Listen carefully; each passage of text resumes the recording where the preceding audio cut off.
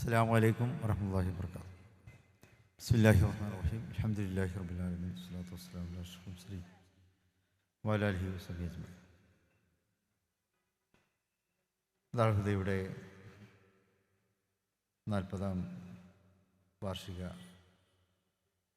സന്നദ്ധാന ബിരുദദാന സമ്മേളനം അതിൻ്റെ സമാപനം കുറിക്കുന്ന ഇന്ന് ഈ സമാപന സമ്മേളനത്തിൻ്റെ ഔപചാരികമായ ഉദ്ഘാടന കർമ്മം നിർവഹിച്ച സമസ്ത കേരള ജമിഅത്തുൽ ഉലമയുടെ സമാദരണീയനായ പ്രസിഡൻറ്റും മുസ്ലിം കൈരളിയുടെ ഉന്നത നേതാവുമായ സയ്യിദ് മുഹമ്മദ് ജിഫ്രി മുത്തുക്കോയ തങ്ങൾ അവരുകളെ,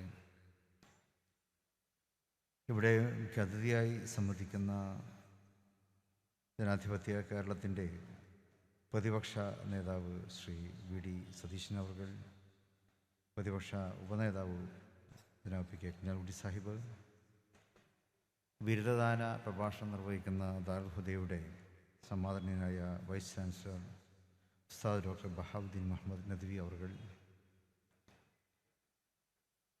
വേദിയിൽ ഉപവിഷ്ടരായിട്ടുള്ള ഉലമ പ്രമുഖന്മാർ, മറ്റ് ഉമറാക്കൾ, ഖാദിമാർ അടക്കമുള്ള മറ്റ് സാദാത്യങ്ങൾ, ദാറുൽഹുദയിലെ ഗുരുവര്യന്മാർ, അതിൻ്റെ സാരഥികൾ, ഇന്ന് ബിരുദം ഏറ്റുവാങ്ങുന്ന പ്രിയ യുവ സുഹൃത്തുക്കളെ, ഈ സമ്മേളനത്തിന് സാക്ഷ്യം വഹിക്കുവാൻ വേണ്ടി എത്തിച്ചേർന്നിട്ടുള്ള പ്രിയപ്പെട്ട സഹോദരന്മാരെ, സുഹൃത്തുക്കളെ, നമ്മുടെ റൂബി ജൂബിലിയുടെ നിറവിൽ കഴിഞ്ഞ 2 ആഴ്ചക്കാലമായി വിവിധ സമ്മേളനങ്ങൾ മനോഹരമായ ഈ അങ്കണത്തിൽ, ഈ ക്യാമ്പസിൽ നടക്കുകയുണ്ട്. 1-ാം തീയതി തുടങ്ങി, ഇപ്പോൾ 12-ാം തീയതിയാണ് ഇത് അവസാനിക്കുന്നത്. വിവിധ സെഷനുകളിലൂടെ സഞ്ചരിച്ചുകൊണ്ട് അറിവിൻ്റെയും ചിന്തയുടെയും വിശകലനങ്ങളുടെയും നല്ല പ്രഭാതങ്ങളും പ്രദോഷങ്ങളും സന്ധ്യകളുമാണ് ഈ 12 ദിവസങ്ങളിലും ഇവിടെ നമുക്ക് നൽകപ്പെട്ടത്. അതിന് മനോഹരമായ സമാപനമാണ് ഈ വേദിയിൽ ഇവിടെ നടന്നുകൊണ്ടിരിക്കുന്നത്. പരിണതപ്രജ്ഞരായിട്ടുള്ള നേതാക്കൾ, പണ്ഡിതന്മാരുമൊക്കെ ഇവിടെ സംസാരിക്കാനിരിക്കുന്നുണ്ട്. പ്രത്യേകിച്ച് പ്രതിപക്ഷ നേതാവിനും മറ്റും പെട്ടെന്ന് പോകേണ്ടതുകൊണ്ട് ഞാൻ കൂടുതലായിട്ട് ദീർഘിപ്പിക്കുവാൻ ഉദ്ദേശിക്കുന്നില്ല. ദാറുൽഹുദ എന്നുള്ളത്, ഇതിൻ്റെ ഈ വളർച്ച, 4 പതിറ്റാണ്ടിൻ്റെ വളർച്ചയിലേക്ക് ദാറുൽഹുദ എത്തിപ്പെട്ടതിൻ്റെ കാരണങ്ങൾ എന്താണെന്ന് ഞാനിവിടെ വിശദീകരിക്കേണ്ടതില്ലല്ലോ. അത് പകൽ വെളിച്ചം പോലെ എല്ലാവർക്കും സുവിദിതമാണ്. ഒത്തൊരുമയുടെയും കഠിനാധ്വാനത്തിൻ്റെയും വളർച്ചയാണ് ദാറുൽഹുദയെ ഇന്ന് കാണുന്ന തലത്തിലേക്ക് ഉയർത്തിയിട്ടുള്ളത്. ഇന്ന് ലോകത്തോളം ഉയർന്നിരിക്കുന്നു ദാറുൽഹുദ. മുമ്പൊക്കെ പലപ്പോഴും നമ്മൾ സൂചിപ്പിച്ചിട്ടുണ്ട്, ഇത് ചെമ്മാടിൻ്റെയോ കേരളത്തിൻ്റെയോ ഇന്ത്യയുടെയോ മാത്രം സ്ഥാപനമല്ല. ദാറുൽഹുദയുടെ വളർച്ച ലോകോത്തരമായ വളർച്ചയിലേക്ക് നമുക്ക് എത്തിക്കുവാൻ സാധിച്ചിരിക്കുകയാണ്. ദാറുൽഹുദയുടെ ശില്പികൾ നിഷ്കളങ്കമായ ഹൃദയശുദ്ധിയോടെയാണ് ഇതിനെ വളർത്തിയത്. നമുക്കറിയാം, നമ്മൾ പ്രിയപ്പെട്ട ബാബുട്ടി ഹാജി, ആദരണീയരായ ഇദ്രീസ് ഉസ്താദ്, ബഷീർ മുസ്ലിയാർ, അതുപോലെ തന്നെ ദാറുൽഹുദയ്ക്ക് 30 വർഷക്കാലം നമുക്ക് ഇതിൻ്റെ വൈസ് ചാൻസലറായി നേതൃത്വം തന്ന ചെറുശ്ശേരി ഉസ്താദ് അവർ, ഈ മഹാന്മാരും അവരോടൊപ്പം ഒത്തുചേർന്ന അനേകായിരങ്ങളുടെയും ഹൃദയശുദ്ധിയോടെയുള്ള പ്രവർത്തനങ്ങളാണ് ദാറുൽഹുദയെ ഇത്രയും വലിയൊരു നിലവാരത്തിലേക്ക് എത്തിച്ചിട്ടുള്ളത്. അവർ പ്രവർത്തിക്കുക മാത്രമല്ല, പ്രാർത്ഥിക്കുകയും ചെയ്തിരുന്നു എന്നുള്ളതാണ്. അവരുടെ പ്രാർത്ഥനയും പ്രവർത്തനവും അത് സമഞ്ജസമായ ഒരു പ്രക്രിയയായിരുന്നു. അതുകൊണ്ടാണ് അള്ളാഹു പ്രാർത്ഥനയോടൊപ്പമുള്ള പ്രവർത്തനങ്ങൾക്കാണ് വിജയം കൊടുക്കുന്നത്. ഇവിടെ ഗുരുശ്രേഷ്ഠരായിട്ടുള്ളവരും സാധാരണക്കാരും പ്രാർത്ഥന നിറഞ്ഞ ഹൃദയത്തോടെ തന്നെയാണ് ഈ ക്യാമ്പസിലേക്ക് വരാറുള്ളത്. ഈ ക്യാമ്പസിന് വേണ്ടി അവർ പ്രവർത്തിക്കാറുള്ളതും പ്രാർത്ഥന നിറഞ്ഞ മനസ്സോടെയാണ്. അതുകൊണ്ടാണ് നമുക്ക് ഈ വലിയ വളർച്ച കൈവരിക്കുവാൻ സാധിച്ചത്. ഹൃദയ വിശാലതയുണ്ടായാലാണ് നമുക്ക് നല്ല വാക്കുകൾ പറയുവാനും സാധിക്കുക. ആ വാക്കുകൾ അത് ആകാശത്തോളം ഉയരുകയും ചെയ്യും. പരിശുദ്ധ പ്രവാചകർ സല്ലല്ലാഹു അലൈഹി വസല്ലമയുടെ ജീവിതത്തിലെ ഏറ്റവും വലിയ നേട്ടമെന്നുള്ളത് അവിടുത്തെ ആകാശാരോഹണം മറ്റു പ്രവാചകന്മാർക്കൊന്നും ലഭിക്കാത്ത ഒന്നാണ്. അതവിടുത്തെ ആ ഹൃദയ വിശാലതയെ അള്ളാഹു സ്വീകരിച്ചു, അംഗീകരിച്ചു, ഇഷ്ടപ്പെട്ടു എന്നുള്ളത് കൊണ്ടാണ്. ഇന്നകലാഖുൽഖിൻ അളീം, ഉത്തമമായിട്ടുള്ള വാക്കുകളുടെ, ഉത്തമമായിട്ടുള്ള സ്വഭാവങ്ങളുടെ ഉടമയായിരുന്നു താങ്കൾ എന്ന് പരിശുദ്ധ ഖുർആനിൽ അള്ളാഹു നബി സല്ലല്ലാഹു അലൈഹി വസല്ലമയെ കുറിച്ച് പറയുന്നുണ്ട്. ആ ഔന്നത്യമാണ്, ആ സ്വഭാവത്തിൻ്റെ മഹിമയാണ്, മഹത്വമാണ് ആകാശാരോഹണങ്ങളിലേക്ക് പരിശുദ്ധ പ്രവാചകർ മുഹമ്മദ് മുസ്തഫ സല്ലല്ലാഹു അലൈഹി വസല്ലമയെ അള്ളാഹു തിരഞ്ഞെടുത്ത് എന്ന് നമുക്കറിയാം. അപ്പോൾ നിങ്ങളുടെ പഠനവും നിങ്ങളുടെ പരിശീലനങ്ങളും അതൊക്കെ തന്നെ ഹൃദയവിശാലതയോടെ സമൂഹത്തിന് സമർപ്പിക്കുക എന്നുള്ളതാണ് ഇനി നിങ്ങളുടെ ഉത്തരവാദിത്വം എന്ന് ഞാൻ മനസ്സിലാക്കും. നിങ്ങൾക്ക് ഇന്നിപ്പോൾ സനത് ലഭിക്കുകയാണ്. ഈ സനത് ലഭിച്ചുകൊണ്ട് നിങ്ങൾ പ്രബോധന മേഖലയിലേക്ക് ഇറങ്ങുകയാണ്. നിങ്ങളുടെ മനസ്സിൽ രണ്ട് കാര്യങ്ങളാണ് ഉണ്ടാവുക. ഒന്ന്, നിങ്ങൾ മുസ്ലിമാണ്. രണ്ടാമത്, നിങ്ങൾ ഇന്ത്യക്കാരാണ്. ഈ രണ്ട് കാര്യങ്ങൾ, ഇന്ത്യക്കാരെന്നുള്ള നിലക്ക് ഈ രണ്ട് കാര്യങ്ങളും നിങ്ങൾ മറക്കാതെ കാത്തു സൂക്ഷിക്കണം. ഇസ്ലാമിക പ്രബോധനത്തിന് വേണ്ടിയും നിങ്ങൾ ഇറങ്ങുന്നു. ആ പ്രബോധനം ഇന്ത്യ രാജ്യത്താണ് നിങ്ങൾക്ക് നിർവഹിക്കുവാനുള്ളത്. സ്വാഭാവികമായും ഇസ്ലാമിനെക്കുറിച്ചുള്ള അറിവുകൾ നിങ്ങൾക്ക് ഉണ്ട്. കഴിഞ്ഞ 12 വർഷങ്ങളായി നിങ്ങൾ നേടിയെടുക്കുന്നു. ഇസ്ലാമികമായിട്ടുള്ള അറിവുകൾ അത് വിശാലമാണ്. ആ അറിവുകൾ നിങ്ങൾ കരസ്ഥമാക്കിയിട്ടുണ്ട്. എന്നതുപോലെ തന്നെ ഇന്ത്യയെക്കുറിച്ചുള്ള അറിവുകളും നിങ്ങൾ കരസ്ഥമാക്കിയിട്ടുണ്ട് എന്ന് നമുക്കറിയാം. ഇന്ത്യയുടെ വ്യത്യസ്തതകളുണ്ടല്ലോ, അതൊക്കെ നിങ്ങൾ മനസ്സിലാക്കിയിട്ടുള്ളവരാണ്. ഇന്ത്യയുടെ ബഹുസ്വരത പ്രധാനമാണല്ലോ. വിവിധ മതങ്ങളാണ് ഇവിടെയുള്ളത്. വിവിധ ജാതികളും ഉപജാതികളും ജീവിത രീതികളും ഭാഷകളും വസ്ത്രധാരണവും ഭക്ഷണ രീതികളും ഇതെല്ലാം ഇന്ത്യയുടെ പ്രത്യേകതയാണല്ലോ. വ്യത്യസ്തമായ കൃഷി ഇന്ത്യയിലാണ്. ഗോതമ്പുണ്ട്, അരിയുണ്ട്, ചോളമുണ്ട്, കരിമ്പുണ്ട്, പഞ്ചസാരയുണ്ട്. ഇങ്ങനെ വ്യത്യസ്തമായ കൃഷി രീതികൾ, വിഭവങ്ങൾ ഇന്ത്യക്ക് സ്വന്തമാണ്. വിവിധ കാലാവസ്ഥയും ഇന്ത്യയിലുണ്ട്. കാശ്മീരിലെ കാലാവസ്ഥയല്ല ഇവിടെ കേരളത്തിലുള്ളത്. ഡൽഹി ചുട്ടുപൊള്ളുമ്പോഴും ചിലപ്പോൾ നമുക്കിവിടെ തണുപ്പായിരിക്കും. നമ്മൾ ചുട്ടുപൊള്ളുമ്പോൾ ചിലപ്പോൾ ഡൽഹിയിൽ തണുപ്പായിരിക്കും. ഇങ്ങനെ വ്യത്യസ്തമായിട്ടുള്ള കാലാവസ്ഥകളുടെയും ഒരു രാജ്യമാണല്ലോ ഇന്ത്യ. വൈവിധ്യങ്ങളുടെ കലവറ എന്നാണ് ഇന്ത്യയെ മറ്റു പലരും വിശേഷിപ്പിക്കാറുള്ളത്. നിങ്ങൾ പ്രബോധനാർത്ഥം ലോകത്തിൻ്റെ നാനാഭാഗങ്ങളിലേക്കും സഞ്ചരിക്കുന്നവരാണ്. എമിഗ്രേഷനിൽ നിങ്ങൾ എത്തുമ്പോൾ വെർ യു ഫ്രം എന്ന ചോദ്യം നിങ്ങൾക്ക് ഉണ്ടാവും. നിങ്ങൾ പറയും ഫ്രം ഇന്ത്യ. അത് കേൾക്കുമ്പോൾ തന്നെ ഇമിഗ്രേഷൻ ഉദ്യോഗസ്ഥൻ നിങ്ങളോട് ചെറുതായിട്ടൊന്ന് ചിരിക്കും. ഒരു മന്ദസ്മിതമുണ്ടാവും. കാരണം ലോകത്തെ എല്ലാ ഇമിഗ്രേഷനുകളിലും ഇന്ത്യയെ അറിയാം എന്നുള്ളതാണ്. ഇന്ത്യയുടെ വൈവിധ്യങ്ങളെ അറിയാം, ഇന്ത്യയുടെ പ്രത്യേകതകളെ അറിയാം, ഇന്ത്യയുടെ മതേതരത്വത്തെ അറിയാം, ഇന്ത്യയിൽ നിലനിൽക്കുന്ന മതസൗഹാർദ്ദത്തെ അറിയാം. ഇതെല്ലാം അറിയുന്ന ഇമിഗ്രേഷൻ ഉദ്യോഗസ്ഥർ ആ ഇന്ത്യയിൽ നിന്നാണ് നിങ്ങൾ വരുന്നതെന്ന് അറിയുമ്പോൾ പ്രത്യേകമായിട്ടൊന്ന് ഒരു മന്ദസ്മിത, ഒരു സന്തോഷമുണ്ട്, ഒരു വെൽക്കം സ്മൈലിംഗ് അവരിൽ നിന്ന് നിങ്ങൾക്ക് ലഭിക്കും.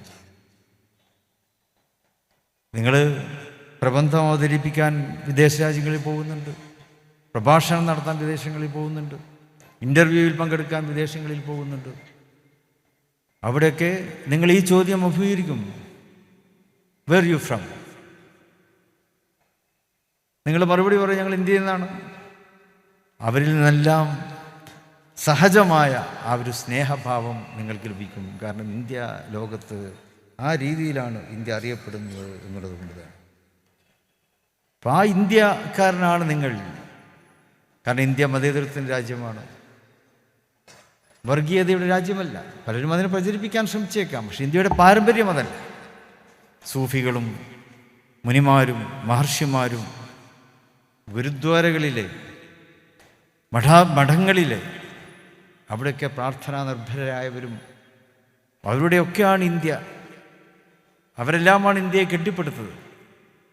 അവരിൽ നിന്നെല്ലാമാണ് മഹാനായ ഇന്ത്യയുടെ ശില്പി മഹാനായ പണ്ഡിറ്റ് ജവഹർലാൽ നെഹ്റു ഇന്ത്യയെ കണ്ടെത്തിയത് എന്ന് പറയുന്നുണ്ട്. അപ്പോൾ ലോകം മുഴുവനും ഇന്ത്യയുടെ മഹത്വം അത് പ്രചരിപ്പിക്കുവാനും നിങ്ങളുടെ പ്രബോധന ദൗത്യങ്ങളിലൂടെ സാധിക്കണം എന്ന് സാന്ദർഭികമായി ഉണർത്തുകയാണ്. ലോകത്ത് ഇസ്ലാമോഫോബിയ എന്നത് ചിലരൊക്കെ സൃഷ്ടിക്കുന്ന ചില കാര്യങ്ങളാണ്. സാഹിത്യത്തിൽ ഇസ്ലാമോഫോബിയ നടക്കുന്നുണ്ട്, മാധ്യമങ്ങളിൽ ഇസ്ലാമോഫോബിയ നടക്കുന്നുണ്ട്, കലയിലും ഇസ്ലാമോഫോബിയ നടക്കുന്നുണ്ട്, FB-യിലുണ്ട്, ഇൻസ്റ്റയിലുണ്ട്, ട്വിറ്ററിലുണ്ട്, സോഷ്യൽ മീഡിയയിലുണ്ട്. ഇവിടെയൊക്കെ ഇസ്ലാമോഫോബിയ നടക്കുമ്പോൾ പേടിക്കേണ്ടതില്ല. നമുക്കതിനൊക്കെ പ്രതിരോധിക്കുവാൻ സാധിക്കും. ഒന്ന്, ഇസ്ലാമിനെ കുറിച്ചുള്ള അറിവുകൾ തന്നെയാണ്. വ്യക്തമായ അറിവ് നിങ്ങൾക്കുണ്ടല്ലോ. ഇസ്ലാമിനെക്കുറിച്ച് വ്യക്തമായ അറിവ് നിങ്ങൾക്കെല്ലാം ഉണ്ട്. വ്യക്തമായ ഡാറ്റാസും നിങ്ങളുടെ കൈകളിലുണ്ട്. അപ്പോൾ ആ അറിവും ഡാറ്റാസും ഉപയോഗിച്ചുകൊണ്ട് തന്നെ നിങ്ങൾക്ക് ഇസ്ലാമോഫോബിയെ പ്രതിരോധിക്കുവാൻ കഴിയും. അപ്പം അതുകൊണ്ട് തന്നെ ഇസ്ലാമോഫോബിയ എന്ന് കേൾക്കുമ്പോൾ നിങ്ങൾ പേടിക്കണ്ട. നമുക്കതിനെ ഒരു ചാലഞ്ചായിട്ട് എടുത്തുകൊണ്ട് അതിനെ ഓവർകം ചെയ്യാൻ കഴിയും. ആ ഒരു ഉത്തമ വിശ്വാസത്തോടെ തന്നെ നിങ്ങൾ മുന്നോട്ട് പോകണം. കാരണം ഇസ്ലാമിൻ്റെ അറിവ് പറയുമ്പോൾ ഇസ്ലാമിൻ്റെ സാഹോദര്യം, ഇസ്ലാമിൻ്റെ സഹിഷ്ണുത, ഇസ്ലാം മുന്നോട്ട് വെക്കുന്ന സ്നേഹം, കരുണ, ഈ ഉത്തമമായിട്ടുള്ള മൂല്യങ്ങൾ, ആ മൂല്യങ്ങൾ നമ്മൾ പകർത്തിയാൽ മതി. ആ മൂല്യങ്ങളിലൂടെ നമ്മൾ ജീവിച്ചാൽ മതി.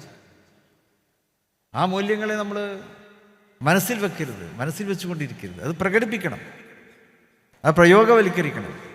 അത് പ്രകടനപരത ആ നിലക്കല്ല, മറിച്ച് അതൊരു സ്വഭാവമായി നമ്മൾ കൊണ്ട് നടക്കുക.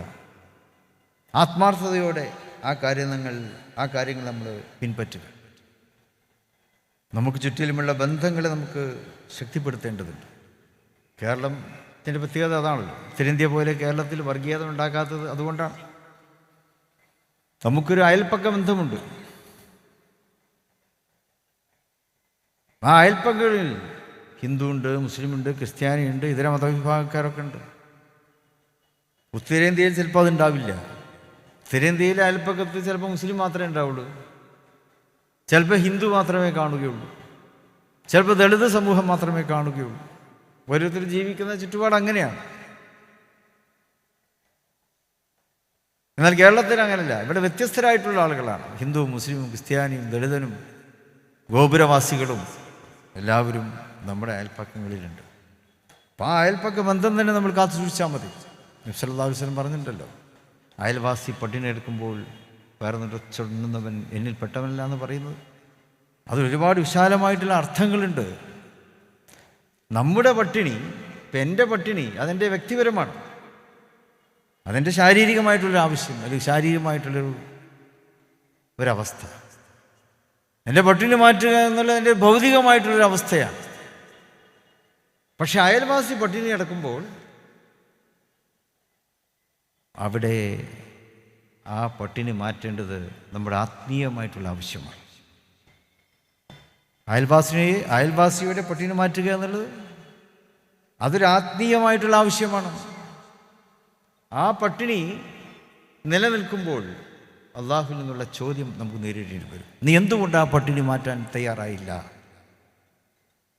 നീ പട്ടിണി എടുക്കുമ്പോൾ നിന്റെ പട്ടിണി നിന്നുകൊണ്ട് മാറ്റിയില്ല എന്ന് കുറച്ചും ചോദിച്ചോളന്നില്ല. പക്ഷെ അയൽവാസി പട്ടിണി എടുക്കുമ്പോൾ നീ എന്തുകൊണ്ട് അത് മാറ്റാൻ തയ്യാറായില്ല എന്ന് ചോദിക്കുമ്പോൾ അത് അയൽപ്പക്ക ബന്ധങ്ങളോട് നമ്മൾ കാത്തു സൂക്ഷിക്കേണ്ട ആത്മീയമായിട്ടുള്ള ഒരു ബന്ധമായി നമ്മൾ മനസ്സിലാക്കണം. അതിൻ്റെ ആത്മീയത വരുന്നു എന്നുള്ളതാണ്. അപ്പോൾ അതുകൊണ്ട് തന്നെ നമ്മുടെ ബന്ധങ്ങളെ നമ്മൾ ശക്തിപ്പെടുത്തുക, അതിനെ നമ്മൾ ദൃഢപ്പെടുത്തുക, അതിൻ്റെ കണ്ണികൾ അറ്റുപോകാതെ കാത്തു സൂക്ഷിക്കുക. ഇന്ന് സമൂഹത്തിൽ അങ്ങനെ ചില ചിന്തകൾ, അകൽച്ചയുടെ രാഷ്ട്രീയം വരുന്നുണ്ട്. അകൽച്ചയുടെ രാഷ്ട്രീയം, അകൽച്ചയുടെ പ്രഭാഷണങ്ങൾ, അകൽച്ച പ്രോത്സാഹിപ്പിക്കുന്ന തരത്തിലുള്ള ഇടപെടലുകൾ, ഇതൊക്കെ ഇന്ന് രാജ്യത്തിൻ്റെ ഒരു ദുര്യോഗമായി വന്നുകൊണ്ടിരിക്കുമ്പോൾ നമ്മൾ ബന്ധങ്ങളെ ശക്തിപ്പെടുത്തുവാനാണ്, ബന്ധങ്ങളുടെ ഇഴ പൊട്ടാതെ നമ്മൾ കാത്തു സൂക്ഷിക്കുക, ബന്ധങ്ങളുടെ കണ്ണികളെ നമ്മൾ കൂടുതൽ ശക്തിപ്പെടുത്തുക എന്നുള്ളത് തന്നെയാണ് ഇന്ന് ഈ കാലത്ത് നമുക്ക് ചെയ്യാനുള്ള ഏറ്റവും നല്ല കാര്യം. മനുഷ്യരെക്കുറിച്ച് നമുക്ക് പഠിക്കണം. മനുഷ്യരിൽ പല ആൾക്കാരുണ്ടാവുമല്ലോ, പല സ്വഭാവക്കാരുണ്ടാവും. അവരെക്കുറിച്ചൊക്കെ നമ്മൾ പഠിക്കുക. സമ്പന്നരായിട്ടുള്ള ആൾക്കാരുണ്ടാവും, പാവങ്ങളായിട്ടുള്ള ആൾക്കാരുണ്ടാവും, ദുർബലരായിട്ടുള്ള ആൾക്കാരുണ്ടാവും. ദൗർബല്യം തന്നെ പല ആൾക്കാരാണ്. സാമ്പത്തികമായി ദുർബലർ,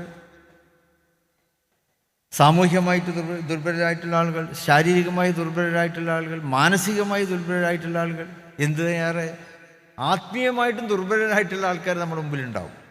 എല്ലാവരും ആത്മീയമായി എല്ലാം നേടി ഉള്ളവരാവില്ല. ആത്മീയമായിട്ട് ദുർബലം പല കാരണങ്ങളാലും അവരിങ്ങനെ തിന്നുന്നു, കുടിക്കുന്നു, ഉറങ്ങുന്നു, TV കാണുന്നു, മൊബൈൽ നോക്കുന്നു, അതൊക്കെ ചെയ്യുന്നുണ്ടാവും. പക്ഷെ ആത്മീയമായിട്ട് അവർ ദുർബലരായിരിക്കും. അപ്പം അങ്ങനെയുള്ള പല ദൗർബല്യങ്ങളെയും നിങ്ങൾക്ക് അഭിമുഖീകരിക്കേണ്ടി വരും. ആ ദൗർബല്യങ്ങളെ പരിഹരിക്കാനായിരിക്കണം നിങ്ങളുടെ പരിശ്രമങ്ങൾ.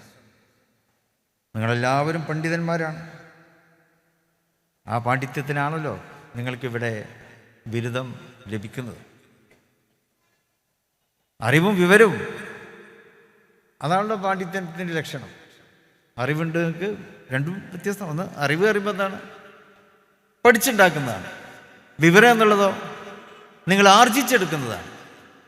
അതോടൊപ്പം ഈ അറിവും വിവരവും മാത്രം പോരാ, വിവേകവും വേണം. പണ്ഡിതൻ്റെ യഥാർത്ഥ ഉത്തരവാദിത്വം അവിടെയാണ്. നിങ്ങളുടെ അറിവും വിവരവും അതോടൊപ്പം നിങ്ങൾ വിവേകികളുമായിരിക്കണം.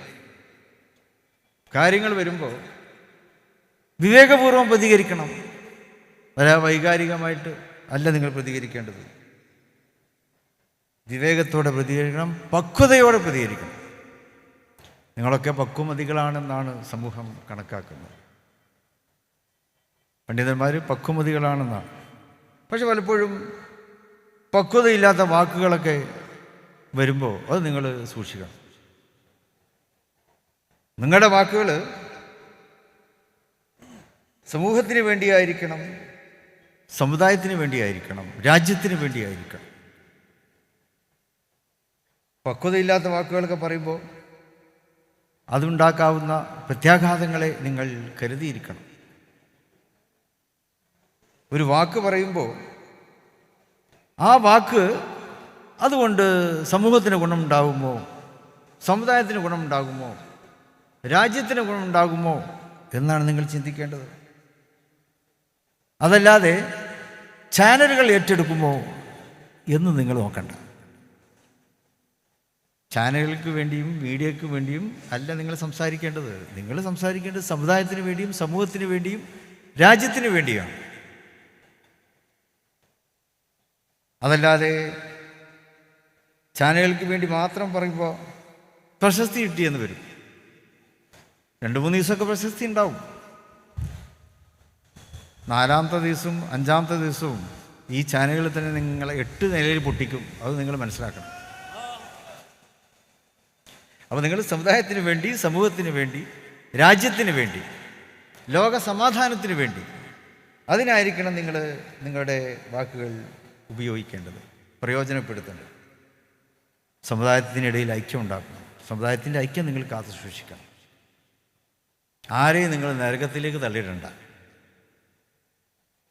ഓ നരകത്തിലാണ്, അല്ല ഓല് നരകത്തിലാണ് എന്ന് നിങ്ങൾ പറയേണ്ടത്. അള്ളാഹു ആർക്കാണ് ഇദ്ദേഹത്തെ കൊടുത്തിട്ടുള്ളത് നമുക്കറിയില്ലല്ലോ. അള്ളാഹുവിൻ്റെ ഖജനാവ് വിശാലമാണ്. ഒരു മനുഷ്യന് ഹിദായത്ത് കൊടുത്തിട്ടുണ്ടോ നമുക്കറിയില്ല.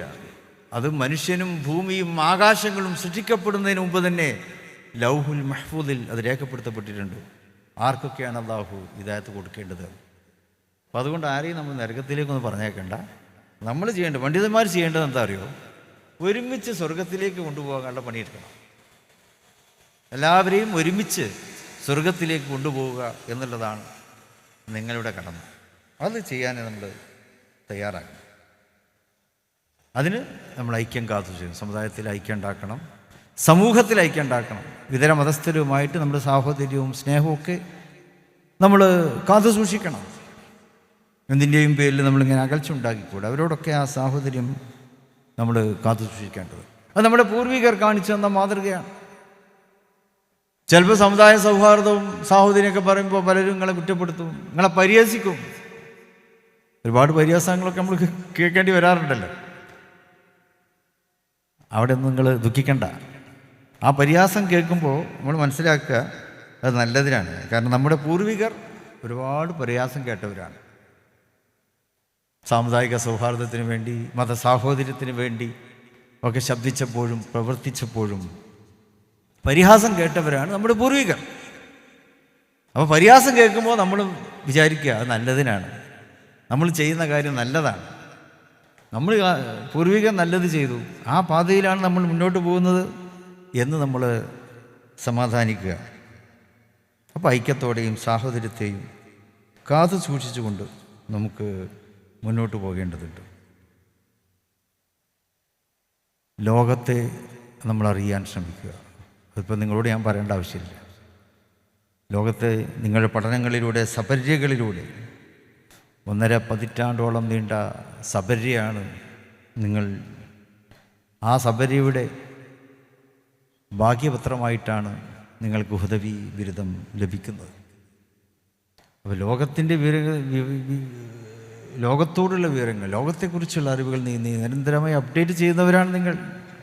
നമുക്കറിയാതെ നിങ്ങൾ ലോകത്തെ എവിടെയെല്ലാം വിവരമുണ്ടോ അതൊക്കെ നിങ്ങൾ മനസ്സിലാക്കിയിട്ടുണ്ട്. അപ്ഡേറ്റഡാണ്. ഇനിയും അപ്ഡേറ്റഡ് ആയിക്കൊണ്ടിരിക്കുക.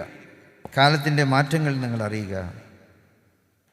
സർഗാത്മകത നമ്മൾ കാത്തു സൂക്ഷിക്കുക. പുണ്യ നബി കരീം സല്ലല്ലാഹു അലൈഹി വസല്ലമയുടെ തിരുസുന്നത്ത് അതാണല്ലോ. സർഗാത്മകതയെ പ്രോത്സാഹിപ്പിച്ചിട്ടുള്ളവരാണവർ. നല്ല വാക്കുകളിലൂടെയും നല്ല സ്വഭാവങ്ങളിലൂടെയും ലോകത്തോട് സംവദിച്ചിട്ടുള്ളവരാണ് പരിശുദ്ധ പ്രവാചകർ മുഹമ്മദ് സല്ലല്ലാഹു അലൈഹി വസല്ലം. അവിടത്തേക്കൊരു സ്ഥാനപ്പേര് തന്നെ ഉണ്ടായിരുന്നു, ഫസീഹുൽ ലിസാൻ. നബി സല്ലല്ലാഹു അലൈഹി വസല്ലമയുടെ ഒരു വിശേഷണമാണ് ഫസീഹുൽ ലിസാൻ. അറിയാലോ അർത്ഥം? നല്ല സ്ഫുടതയോടെ സംസാരിക്കുന്നവർ. നബി സല്ലല്ലാഹു അലൈഹി വസല്ലം അങ്ങനെയായിരുന്നു, സ്ഫുടമായി സംസാരിക്കുന്നവരാണ്. വെറുതെ അതും ഇതൊന്നും പറയില്ല, വളരെ മനോഹരമായി സംസാരിക്കും. നബി സല്ലല്ലാഹു അലൈഹി വസല്ലമയുടെ ഖുർആൻ പാരായണം വളരെ മനോഹരമായിരുന്നു. മദീനത്ത് നബി സല്ലല്ലാഹു അലൈഹി വസല്ലം കുറച്ച് ശത്രുക്കളൊക്കെ ഉണ്ടായിരുന്നല്ലോ. അവരും എന്ത് ചെയ്യുമെന്നറിയോ? മദീന പള്ളിയിൽ എവിടെയെങ്കിലൊക്കെ ഇങ്ങനെ ഒന്ന് ഒളിച്ചിരിക്കും. എന്തിന്? നബി സല്ലല്ലാഹു അലൈഹി വസല്ലമയുടെ ആ ഖുർആൻ പാരായണം കേൾക്കാൻ, അതിൻ്റെ ആ മനോഹാരിത ആസ്വദിക്കുന്നതിന് വേണ്ടി. അത്ര മനോഹരമായിട്ടുള്ള വാക്കുകൾ ഉപയോഗിക്കുക എന്നുള്ളത് തന്നെയാണ് നമ്മുടെ പ്രബോധനത്തിൽ നമ്മുടെ ഏറ്റവും ഏറെ ശ്രദ്ധിക്കേണ്ടത്. സുന്നത്ത് ജമാഅത്തിനായിട്ട് സുന്നത്ത് ജമാഅത്തിൻ്റെ ഭാഷകൾ ഉപയോഗിച്ചാൽ മതി. കൂടുതലായിട്ട് ഇങ്ങോട്ട് പറയേണ്ട ആവശ്യമില്ലല്ലോ. സുന്നത്ത് ജമാഅത്തിൻ്റെ ഭാഷ എന്താണ്? അത് ലോകസമാധാനത്തിൻ്റെ ഭാഷയാണ്, സാമുദായിക സൗഹാർദ്ദത്തിൻ്റെ ഭാഷയാണ്, അത് രാജ്യത്തിൻ്റെ സമാധാനത്തിന് വേണ്ടിയുള്ള ഭാഷയാണ്. അപ്പോൾ സുന്നത്ത് ജമാഅത്തിൻ്റെ ആ ഭാഷ സ്വീകരിച്ചുകൊണ്ട് നിങ്ങൾ പ്രവർത്തിക്കുക. സുന്നത്ത് ജമാഅത്തിൻ്റെ വേദികളെ നിങ്ങൾ കുത്തുവാക്കുകൾക്കൊന്നും ഉപയോഗിക്കരുത്.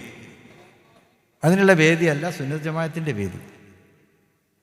സുന്നത്ത് ജമാഅത്തിൻ്റെ ഭാഷ ഉപയോഗിക്കുന്ന നിങ്ങൾ സുന്നത്ത് ജമാഅത്തിൻ്റെ വേദികളിൽ കുത്തുവാക്ക് ഉപയോഗിക്കരുത്, ദ്വയാർത്ഥങ്ങൾ ഉപയോഗിക്കരുത്, ഒളിപ്പിച്ച് സംസാരിക്കരുത്. നിങ്ങൾ ചെയ്യേണ്ടതാണ് നേരത്തെ പറഞ്ഞ സ്ഫുടമായ ഫസീഹുൽ ലിസാൻ, അതിൻ്റെ വക്താക്കളാകണം നിങ്ങൾ. നിങ്ങളുടെ നാവിൽ നിങ്ങളുടെ വാക്കുകൾ സ്ഫുടമായി മനോഹരമായി സമൂഹത്തിന് സമുദായത്തിന് സ്നേഹം വിളമ്പുന്ന ഭാഷയിൽ നിങ്ങൾ സംസാരിക്കുക.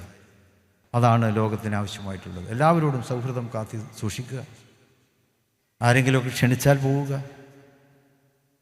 അവരെന്തെങ്കിലും കാര്യമായിട്ട് സൽക്കരിക്കുമ്പോൾ നിങ്ങൾക്കത് ഭക്ഷിക്കുക. അല്ല, എനിക്കത് വേണം, എനിക്കിത് കുഴിമന്തിയേ പറ്റുള്ളൂ എന്ന് പറയണ്ട. ചിലപ്പോൾ അവർക്ക് ഇഷ്ടമുള്ള സാധനമായിരിക്കും നമുക്ക് തരുന്നത്. നമ്മളത് തിന്നുക അവർക്കൊരു സന്തോഷമാണ്. അതല്ലാതെ അവരെ ആരെയും നമ്മൾ വെറുപ്പിക്കേണ്ടതില്ല. അനുവദനീയമായിട്ടുള്ള കാര്യങ്ങളൊക്കെ വന്നു. ഞാൻ റോമിൽ പോയിരുന്നു. റോമിൽ നമ്മളൊരു സൽക്കാരത്തിന് ക്ഷണിച്ചു. പക്ഷെ അവർ തന്നെ പറയും, you don't come because we serve there wines. അവർ പറഞ്ഞു, നിങ്ങളിപ്പം അങ്ങോട്ട് വരണ്ട, ഞങ്ങൾ സൽക്കാരുണ്ട്, പക്ഷേ you don't come there because we are serving wines. അവർ സ്നേഹപൂർവ്വം ക്ഷണിച്ചതാണ്, അവർ ഞങ്ങൾക്ക് വേണ്ടി ഉണ്ടാക്കിയ സൽക്കാരാണ്. പക്ഷെ അവർ ഞങ്ങളോട് പറഞ്ഞു, you don't come, we serve wines. അതൊരു തുറന്നു പറഞ്ഞു. അതുകൊണ്ട് ഞങ്ങളാണ്ട് പോയില്ല. അപ്പം അനുവദനീയമായത് തരുമ്പോൾ നമുക്ക് കഴിക്കാം, അതിൽ വാശി പിടിക്കൊന്നും വേണ്ട. കാരണം നമുക്ക് സ്നേഹവും സാഹോദര്യവും ഒക്കെ നമുക്ക് കാത്തു സൂക്ഷിക്കണം എല്ലാ വിഭാഗം ജനങ്ങളോടും. ഇപ്പോൾ കേരളത്തിൽ ഇപ്പോൾ പ്രിയപ്പെട്ട പ്രതിപക്ഷ നേതാവ് ഇത് പറയുകയായിരുന്നു. മുൻപം വിഷയത്തിലൊക്കെ കേരളീയ സമൂഹം അതിനെ വല്ലാതെ ആസ്വദിക്കുന്നുണ്ട് എന്നാണ് അദ്ദേഹം പറഞ്ഞത്. കാരണം അകന്നു പോകുമായിരുന്ന രണ്ട് സമൂഹങ്ങൾ, ആ സമൂഹങ്ങളെ ഒരുമിപ്പിക്കുവാൻ വേണ്ടി രണ്ട് സമുദായങ്ങൾക്ക് സാധിച്ചു. ആ രണ്ട് സമുദായ നേതൃത്വവും ഒരേ മനസ്സോടെ പ്രവർത്തിച്ചു, പ്രതികരിച്ചു. അതുകൊണ്ട് കേരളത്തിൽ ഒരു നല്ല കാഴ്ച ഇന്ന് നമുക്ക് കാണുവാൻ കഴിയുന്നു എന്നാണ് അദ്ദേഹം പറഞ്ഞത്. എല്ലാ സമൂഹങ്ങളെയും ഇങ്ങനെ ഒരുമിച്ചിരുത്താനുള്ള പ്രവർത്തനങ്ങൾ, അത് പണ്ഡിത ദൗത്യം കൂടിയാണ്. അവയെല്ലാം കാത്തു സൂക്ഷിച്ചുകൊണ്ട് മുന്നോട്ട് പോകണം. അള്ളാഹു നമ്മെ അനുഗ്രഹിക്കുമാറാകട്ടെ. ഇവിടെ ബിരുദം നേടിയ നിങ്ങളെല്ലാവരെയും ഹാർദമായി അഭിനന്ദിച്ചുകൊണ്ട് ഞാൻ എൻ്റെ വാക്കുകൾ ഉപസംഹരിക്കുന്നു. വാഹൃദേവാന അൽഹംദുലില്ലാഹി റബ്ബിൽ ആലമീൻ. അസ്സലാമു അലൈക്കും വറഹ്മത്തുള്ളാഹി വബറകാതുഹു.